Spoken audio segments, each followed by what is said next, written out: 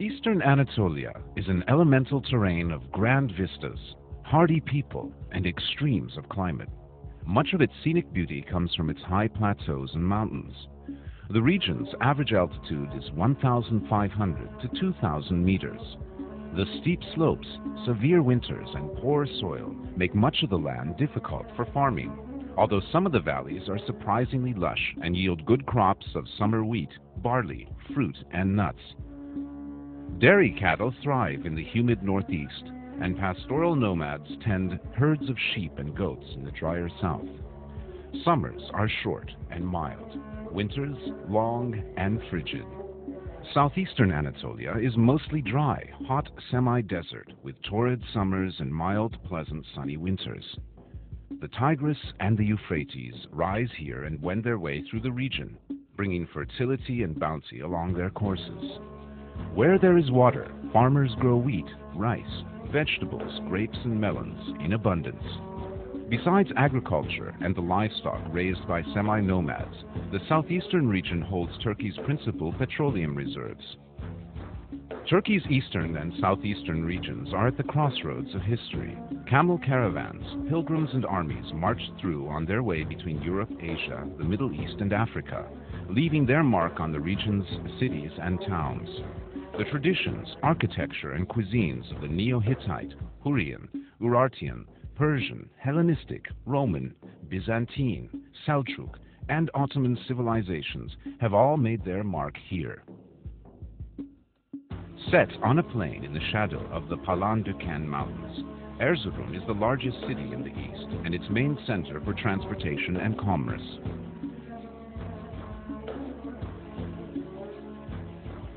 Although mostly modern, Erzurum boasts a citadel dating from Byzantine times, many spectacular Seljuk Turkish mosques, medreses or theological schools, and monumental tombs, as well as several important Ottoman-era mosques and a lively bazaar.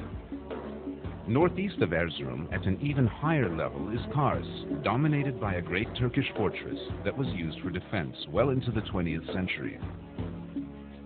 The city center has numerous 19th century buildings in the Russian style, as well as several older Ottoman mosques, bridges and baths, and some fine medieval Armenian churches. Due east of Erzurum rises snow-capped Mount Ararat, Arada, 5,165 meters, mentioned in the Bible as the place where Noah's Ark came to rest. The stark, wild beauty of this region brings visitors to the nearby town of Doğu Beyazıt, used as a base for treks in the mountains. A few kilometers southeast, the fortress palace called the İshak Pasha Saray rests on a rocky outcrop backed by mountains overlooking the town and the plain. The 18th century palace complex boasts 360 rooms, halls, barracks, a theological school, baths, a mosque, living quarters, and a prison. Southeast of Erzurum is Lake Van. This vast inland sea, the largest lake in Anatolia, is surrounded by volcanic mountains and has no outlet. You float easily in the mineral-rich water and can wash clothes without need for soap.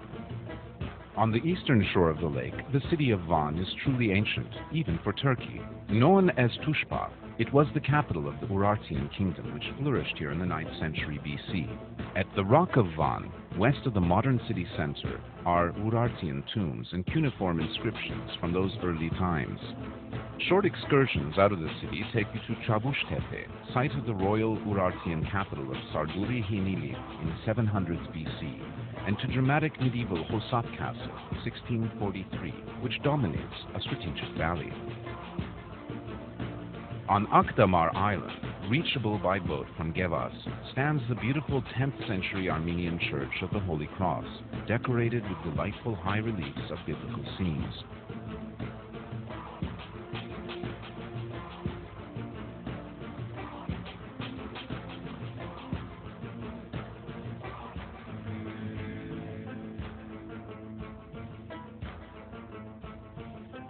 In southeastern Anatolia, Gaziantep is an ancient town that has become the region's modern commercial and financial center.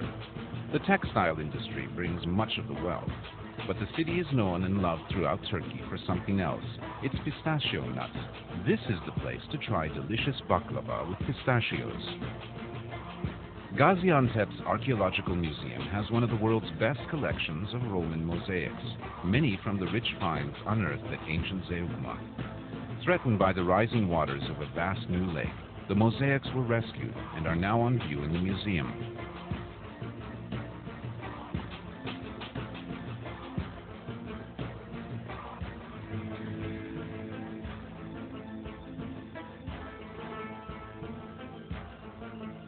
One of the most astonishing monuments in all of Turkey is the 2,000-meter-high summit of Mount Nemrut.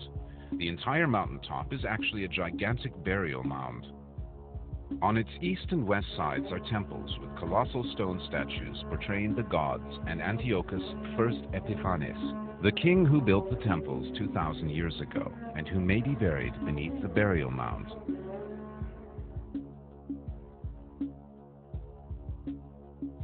South of Nemrut is Şanlıurfa, known in Crusader times as Edessa. Throughout its long history, conquering armies have kept Urfa, as it's called, in tumult.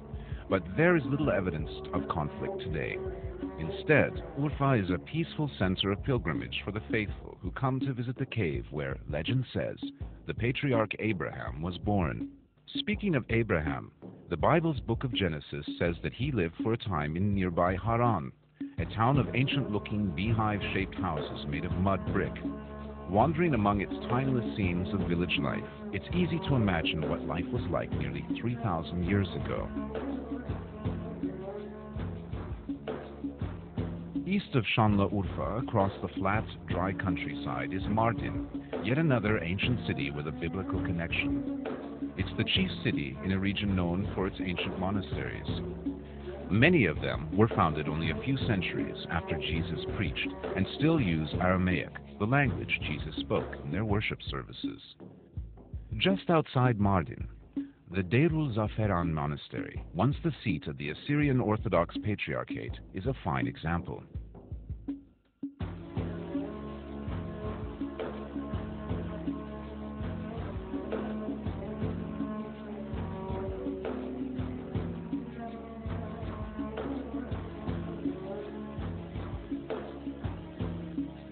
The entire southeastern region has been greatly affected by the Southeastern Anatolia Project, or GAP, the largest regional development project ever undertaken in Turkey. Its 22 dams have created new ponds and lakes. Its 19 hydroelectric power plants on the Tigris and Euphrates rivers provide much of Turkey's electricity, and its hundreds of kilometers of aqueducts and irrigation channels have made the desert bloom. A fitting symbol of this mammoth project is the Atatürk Dam on the Euphrates near Şanlıurfa, the biggest in Turkey and fifth largest in the world.